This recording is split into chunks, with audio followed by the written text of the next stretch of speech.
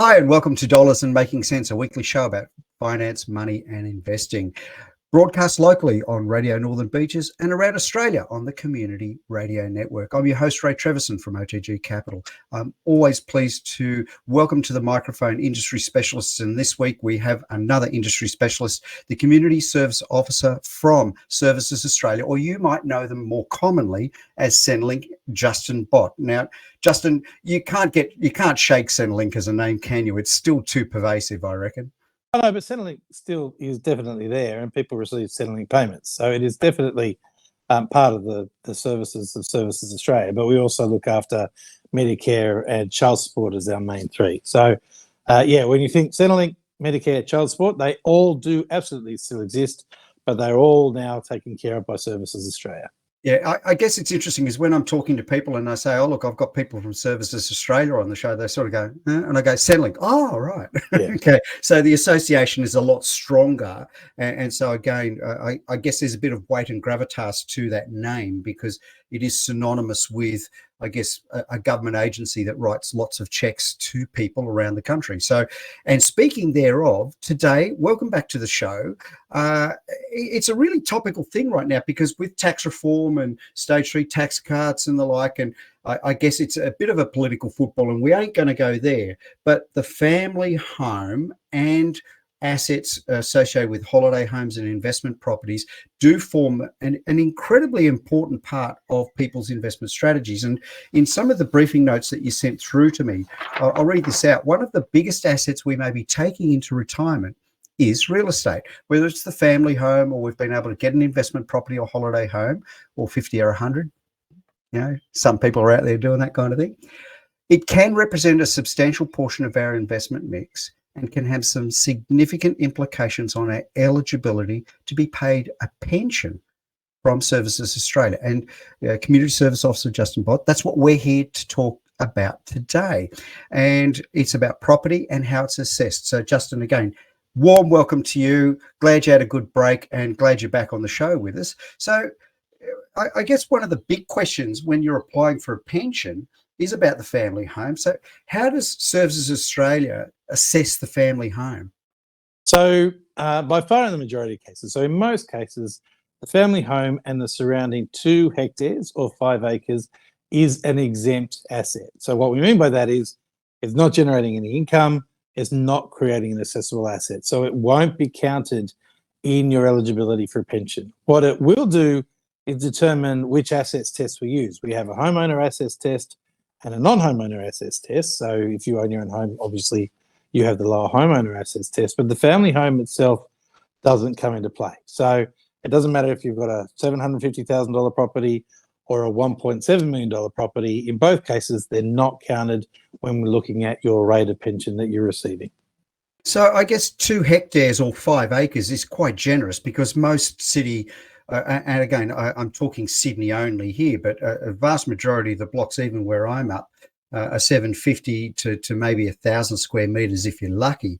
But in a city now, they're getting down to 400 and even smaller. So when you think about 2 hectares, 2,000 square metres, no, it's 20,000 square metres. That's right. Extra zero, zero here, zero there, what the heck. But 5 acres in the old speak imperial system is still quite a generous chunk of land, but there would be rules that apply to, I guess, farm owners and rural applicants. Yeah, that's the majority of them. I know that there are still some pretty large blocks out of Avalon, but apart from that, we are talking, it's really for farmers and that sort of issue. And the thing about because it is for farmers often, the rules about beyond those 2 hectares is actually really quite complicated. So if you have got a large property, and it may be that you're working it, and maybe that you're not working it, but if you do have a large property that's bigger than that, then I really recommend you actually give us a call. And we've spoken in the past about the Financial Information Service. So give Services Australia a ring on 132300. That's 132300. Say financial information when asked for the reason for your call. And then you get onto one of our free impartial financial information service officers. They're not advisors. It's not about giving investment advice or anything, but it is about explaining the rules and you'll be able to talk through the issues with your bigger property, because we do have, the city-based affairs officers like I used to be, but we also have the country-based ones as well who deal with this sort of stuff all the time. So you will be able to get an expert that can talk through the implications of those larger properties and what that might mean for your potential pension. Now, here on Dollars and Making Sense, we love free stuff. Ladies and gentlemen, we love free stuff. And Justin has just highlighted a free service, and not dissimilar to moneysmart.gov.au or moneysmart.com.au. These are government-provided services that are free to you, ladies and gentlemen, for you to educate yourselves. And I think, Justin, you rightly point out, you're not giving out advice, but my word, more often than not, people, when they're educated, I think end up tackling 80 to 90% of their problem, because they've all of a sudden got that piece of legislation or that rule or regulation down pat, and they go, now I understand what my entitlements are and what my rights are. I can then go forth into the world a lot better educated and armed with the good stuff, and I know what I'm doing. Now, well, I was going to say, the Financial Information Service is more than just about your eligibility for payments. They are about the whole investment side of it. Okay. When you talk about moneysmart.gov.au, it's .gov, not .com. .gov, my apologies. When you talk about MoneySmart, they sort of give in writing what we're able to do face-to-face in that impartial investment information. So you entirely agree, making the right decisions is understanding the language, understanding the terminology. When we're talking about investments and retirement assets, there's things that you've never heard of and you've never played with beforehand, and you're supposed to become an expert and make decisions on them now. The Financial Information Service is a free aspect for anybody to access that helps them get the building blocks to be able to then make the good decisions that they very well need to go to a financial planner to do. It's not to say you can't use the planners, but if it's making that interaction easier because you're all speaking the same language, then that's going to be better for everybody as well.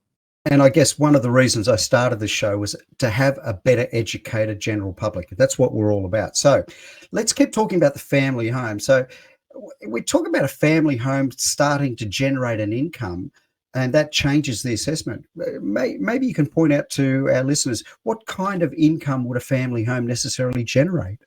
Well, there's a couple of things that you might decide to do. And I would also really strongly emphasize, if you are thinking of doing any of these things, speak to the Financial Information Service first, because it could have a much bigger impact than you might have thought. So you might be deciding to run a business from your home. So you're claiming it on tax, that you've set up an office, and you from that purpose, you've actually set aside part of your house to be running a business. You've now used your home to make an income. You might be running a bed and breakfast from a spare bedroom. You may have a self-contained unit that you're renting out. You might just have boarders and lodgers that you're coming in. So you're using part of a large property. And if you are the kids have left, so you're an empty nester and you've now got rooms and space that are vacant and empty, and you're thinking, well, why can't I use that to generate an income? That's all fine. You absolutely can do that, but it could have an implication for your pension, and it absolutely could have an implication for the rate and whether you're eligible for one at all. So I really recommend you talk to us first before you make any of those sorts of decisions. Now, I'd like to get some context, because we often talk about superannuation here on Dollars and Making Sense. And one of the interesting facts is that we've now reached that tipping point where more than 50% of people that are now retiring are being self-funded because of the wonderful superannuation system that was enacted 30 plus or so years ago. Now, if you are not drawing a pension, you don't have to worry about this stuff, but every dollar and cent makes a difference, and we all know this, given interest rates in the last couple of years and the cost at the grocery store. Man, I'm noticing it big time. And so from that perspective, when we're talking about the lower percentile that is out there looking to looking to draw a pension, every dollar counts. And so therefore, if you are doing things like, and we'll mention a trade name here, Airbnb, because it's one of the most popular, but if you're doing boarders, lodges, I know many people here locally, for example, that will bring in students, overseas students, university students, and have them there. They get a very generous allowance from the university, but that would have impact on their pension, wouldn't it? Yeah, so different ways that you are getting an income from the home actually have different impacts. And the real issue from us is it might not be the income itself. It could be the fact that you have actually, whether you intended to it or not, made part of your home an asset. And considering the sort of property prices, again, on the northern beaches of Sydney, if part of your home becomes an asset, that can be a significant asset, and that can then become an impact on your pension eligibility. So things like your homestay student, which is what you're mentioning, we'll knock that over very quickly because it's very easy. With a homestay student, the idea is that you've got a student coming in, but you're actually taking care of pretty much everything for that person. It's not just providing food, but you're also looking after them socially. You're basically being a family for a person that's integrating them, much. and that's part of it. So, exactly, yeah. Yeah, so from a Services Australia's perspective, with a homestay student, if you only have one, we actually say that all of the income that you're getting is going to cover all of the costs. We don't expect there to be any profit, therefore there's not going to be any income. It's when you start having economies of scale. So now you've got 3 homestay students, you're starting to work out a system where you could actually make money by savings. Under those circumstances, there is a possibility of an income coming through. But if you've just got the one university kid that's coming and staying with you, then yes, please let us know, but the impact will be 0 because no net income. We're assuming it's all just going to cover the costs, so no impact. So homestay students, generally speaking, no income, no impact. And again, ladies and gents, if you haven't considered it, I know people that have done it here locally, and we're a little bit distant, but for those of you that are, and this is rural and regional areas as well, you know, when we're talking about some New South Wales and Victorian country regions that have regional universities, the ability to bring in a student not only brings in money, I mean, from a social and connectivity perspective, it's wonderful. And I've read, and not just read stories, but also spoken to people that have had real experience with this program. And they absolutely love it because, you know, Japan or Norway, Finland, America, UK, I mean, the normal kind of countries, but these kids come from all over the world and they experience real Australian life when they're able to come in and do that kind of thing. But I digress. Look, we're just about at time for a short break here on Dollars and Making Sense. I'm with Justin Bott from Services Australia. We're going to be back in just a moment. Hi, and thank you for listening to Dollars and Making Sense, a weekly radio program about finance, money and investing on Radio Northern Beaches and nationally on the Community Radio Network around Australia. The views, comments and opinions aired during our program should not be construed or viewed as financial advice. Any commentary is general advice only and does not take into account your objectives, financial situation or needs. You should consider whether the advice is suitable for you and your personal circumstances. If in doubt, you should contact an authorised licensed financial planner. We welcome questions and feedback, and you can get in touch with us via our blog, social media channels or email. Please search for Dollars and Making Sense in your favourite podcast platform or check out our blog at otgcapital.com.au/blog.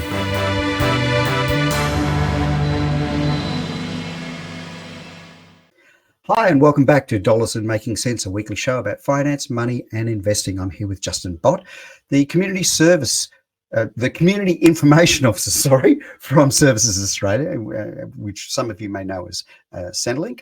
Now, we're talking today about accessible assets when you are considering a pension and applying for a pension, and primarily real estate. So before we went to the break, Justin, we were talking about family homes, about boarders and lodgers. So what's the difference between somebody that rents compared to a boarder or a lodger? Yeah, so generally what we're looking at here is, from a Services Australia's perspective, there's 2 issues. Is there any part of your home that's exclusively used to create that income? So you're not using it as part of your own domestic purposes, exclusively used to create that income. And often with a renter that's a self-contained unit, yes, that absolutely is the case. Mm-hmm. And if there is a section that's exclusively used to create an income in the family home, then that's the asset. And that proportion of the home that's being used to generate an income is what's going to be the accessible asset, and that's where the problem could occur. From a rental perspective, we are just looking at net rent. The only thing that you need to remember is that we aren't the Australian Taxation Office with a lot of this stuff. We are Services Australia.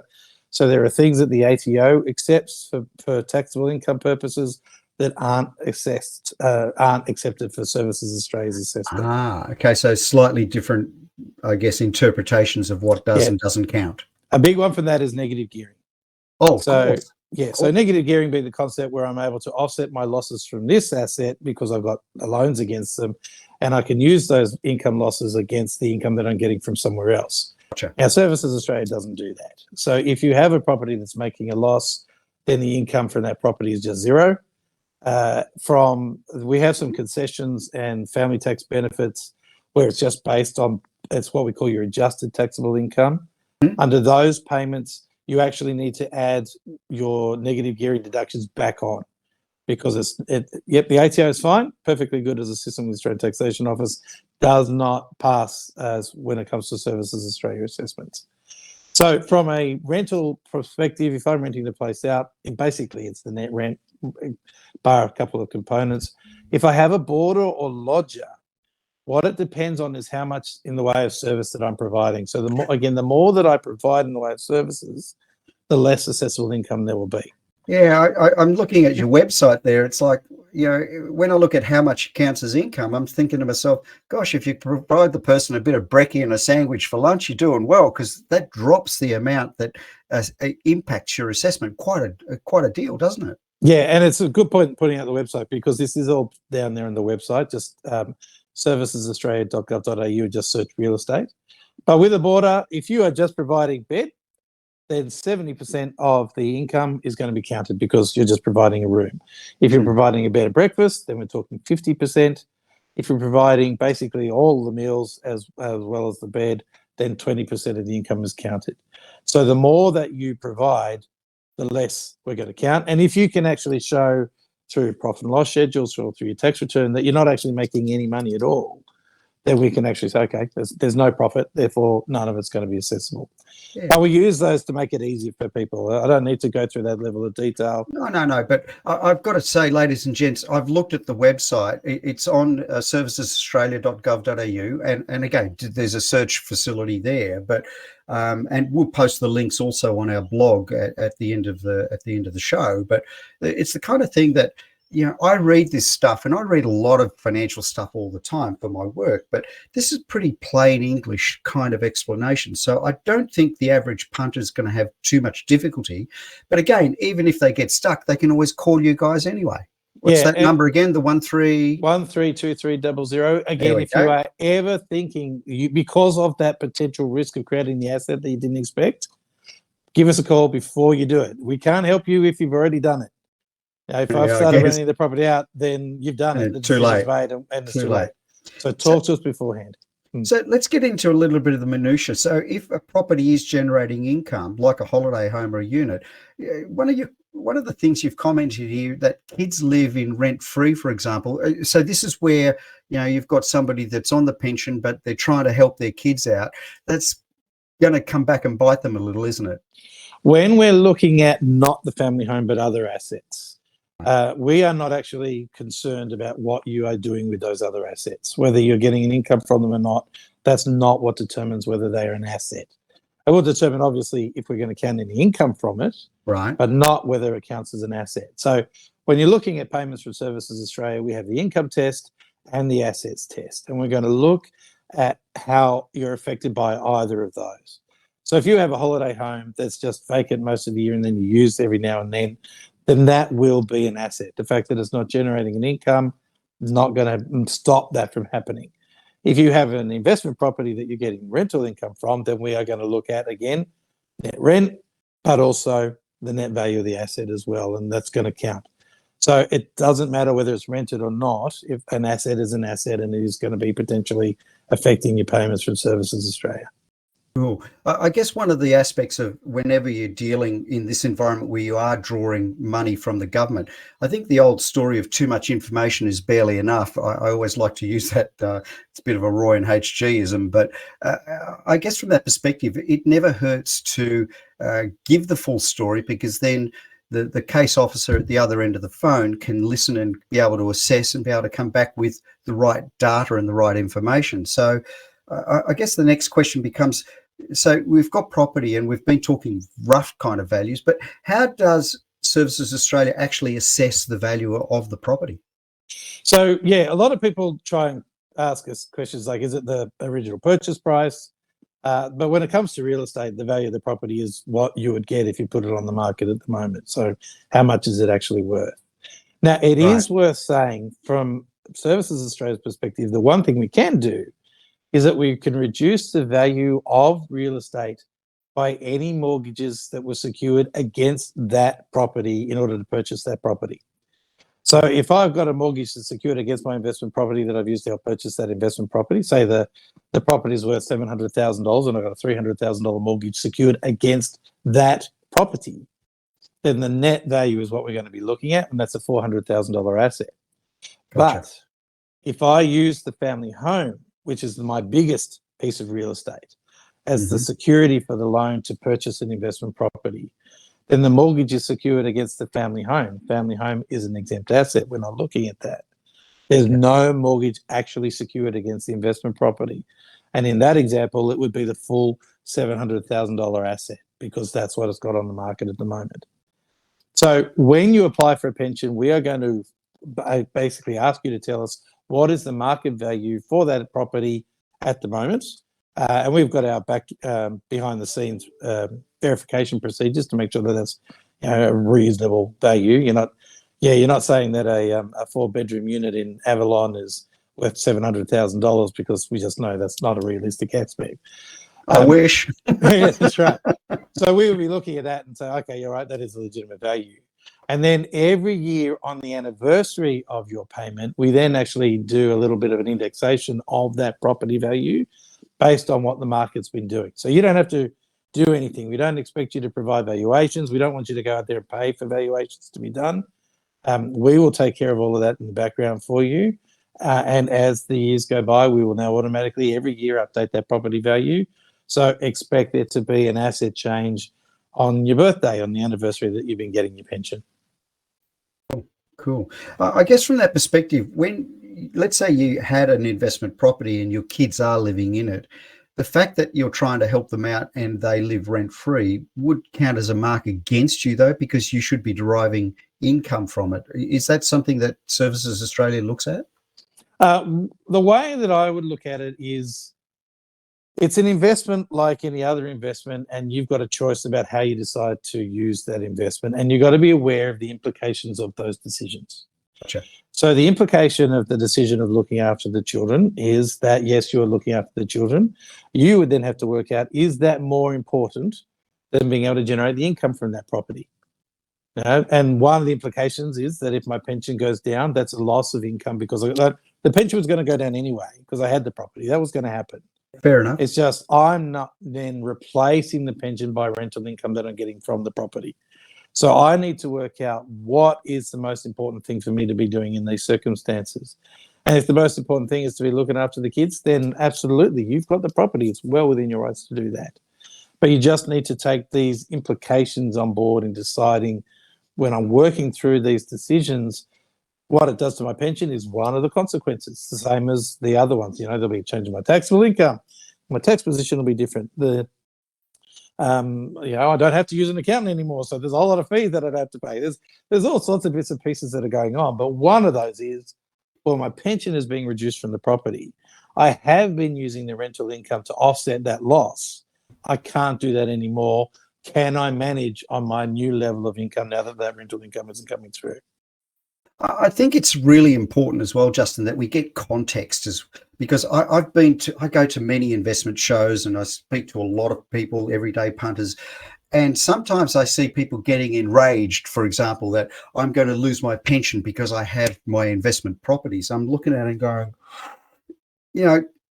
ladies and gents, really get some context. You've got your family home. It's exempt from CGT. It's exempt from a whole bunch of stuff. It's exempt from being assessed for your pension. So if you have that ready and and you're happy in your family home, you can draw the full age pension.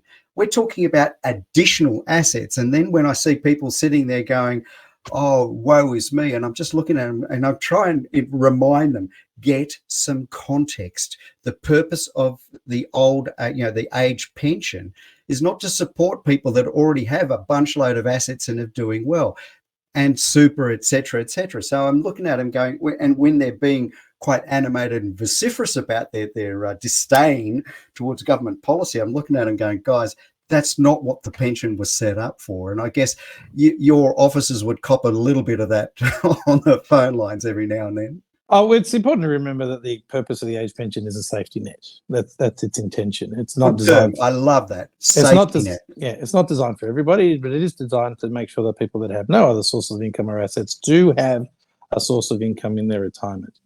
Now, because of the way that the income and assets test works, that safety net still means that you can get partial pension as a member of a couple with assets not including the family home of over $1 million now. So, and for single people, it's in the $700,000, $800,000 mark. It's still pretty darn good. So I'm looking at it going, guys, it's not too bad. Anyway, look, we're just about out of time. Thanks, Justin, for coming on and having a chat to us about real estate, because everybody in Australia loves talking about real estate. And don't forget, you can also call on 132300. That's correct. And I got that right because I'm reading it. Well done. And say financial information when they ask you for the call, because they have a speech recognition engine sitting on there, Financial Information Service Officer. And if you're thinking about using your home or real estate to get an income, and again, Justin, look, it's always a pleasure to have you on the show. We've always got so much to talk about, so I look forward to the next time we catch up, have a chat about what's going on at Services Australia, and certainly in the world of finance, money and investing as a general topic. Thank you again. And ladies and gentlemen, thanks for listening to Dollars and Making Sense. Justin, goodbye. Goodbye. Always a pleasure. Thank you. Bye.